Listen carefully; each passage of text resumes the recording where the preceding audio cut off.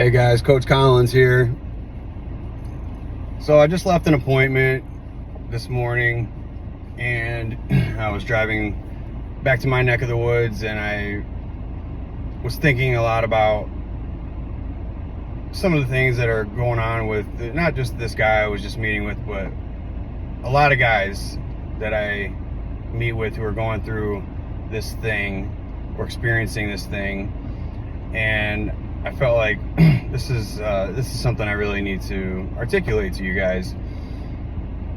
And so what I see a lot, and it's not just with young guys, but it's more so with the younger population. What I see is that they get out of rehab. Maybe they've done inpatient, they've done detox inpatient, maybe they're in outpatient now. Maybe they've transitioned into sober living. And one thing I see a lot of guys doing is their only goal in life is sobriety, and the only things that they're doing in their life are related to sobriety.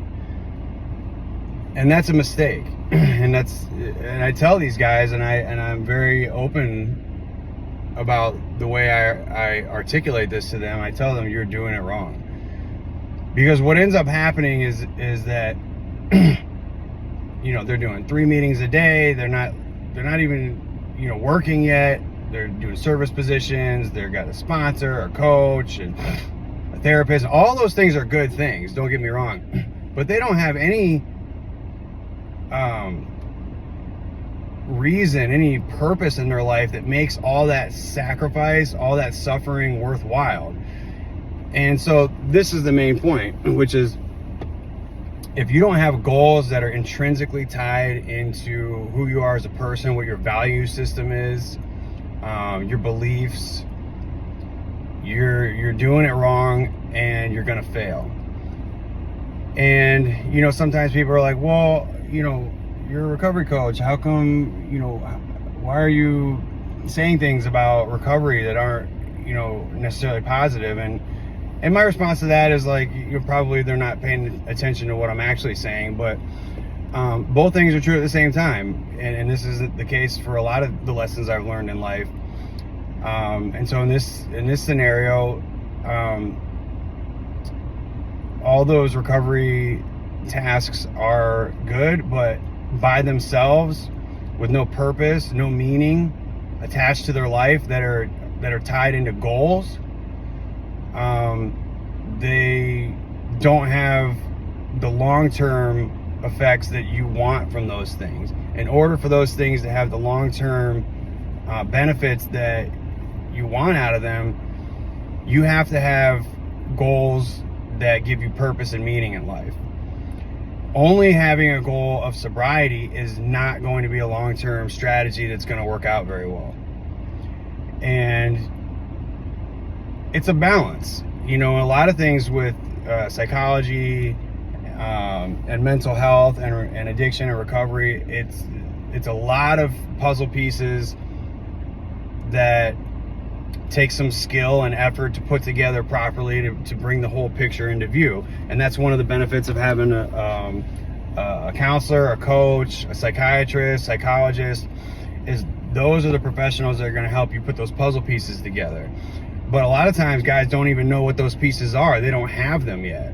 And so that's another function of being a recovery coach, is let me figure out what this guy likes. And a lot of times, especially with younger guys, they have no idea. You put a 25, 30-year-old in front of me who hasn't held a real job before, or maybe only once or twice in his whole life, and he's been running the streets, selling and shooting, smoking dope his whole life. And that guy's not going to know what he likes because he hasn't been out there and done a lot of that stuff. And so those conversations usually start with something like, well, what did you used to do when you were a kid? Because a lot of the times, the vast majority of the times, when you ask somebody that, those things that they used to do when they were a kid that they lost touch with are still important to them on some fairly significant level. They've just lost that connection and forgot how important those things were to them. So maybe they used to read, maybe they used to do sports, maybe they used to build things, woodworking, maybe they used to work on cars, or maybe they've never done any of those things, but they've always wanted to. And so that's just one of the many functions of a recovery coach, is to figure out what is or may be important to this individual, so that we can tie those things into goals which are congruent with their value system, that are going to give them enough justification as to why they're doing all the recovery work in the first place.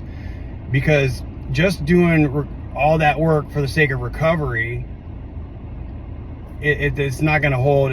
That's not enough glue to hold everything together.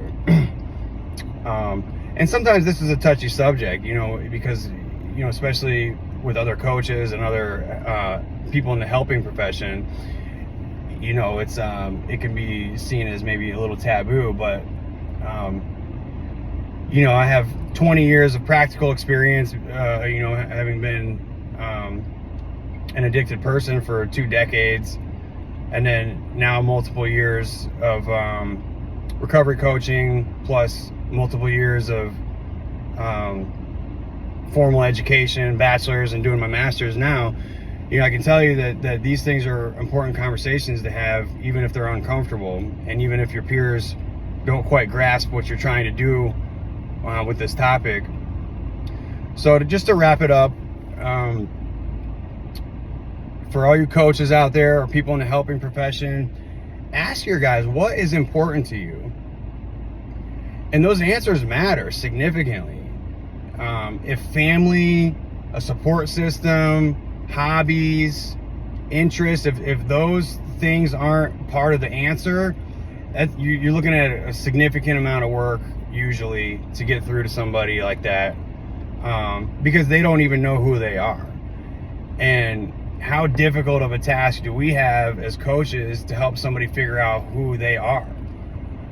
And you're not gonna be able to figure it out with everybody, but a lot of people, if you're asking the right questions, especially questions that are tied into this subject, they're gonna walk away thinking about those things. And and another thing that's tied into that is being a role model for these guys. Like, you have to be dressed nice, you have to speak well, you have to use good transitional statements if you come against some resistance. You have to ask the right questions. You have to use motivational interviewing skills. And so, as a coach, we really have a huge responsibility to these people. And we can be a detriment to them as well if we're not careful. And that's why, continuing to educate ourselves as coaches, as helpers. And I don't mean doing stuff just with your company, but I mean reading on your own, buying books, having conversations with other people that are in a helping profession. Those things are really important to continue the growth process as a coach, and to be able to get through to the people that you're coaching and that you're trying to help with their sobriety and their life. It's so much more than just not doing drugs and alcohol. And I think some coaches, they forget about that, or maybe they didn't know in the first place. But that's only one part of it. It's not a small part by any means, but that is only one part of that equation.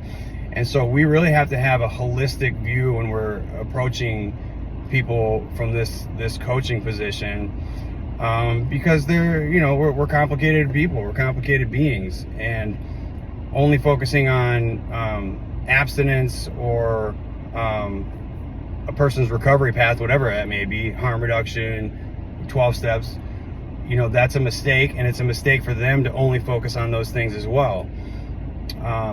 One of the biggest life lessons, period, that I've learned, whether it's regarding recovery, addiction, or anything else, is the goals. The goal setting, the goal identifying, and then the goal setting those are two of the biggest things that you can do with a participant, period. And if those parts of your coaching style are missing, I would suggest figuring out a way to implement those things.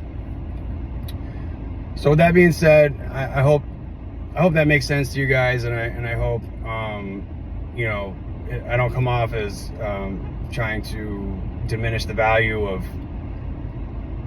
certain recovery paths. I mean, it's not about that. But just remember, it's so much more than just not doing drugs and alcohol or helping somebody with their addiction. Obviously, that's our main goal, but I think it's equally as important that we identify their goals and their wants and their desires, and then help them implement those things into the goals that they want to achieve. And if they don't know what those goals are, we help them figure those things out as well. So let me know what you guys think, and I look forward to reading your comments. Have a good day.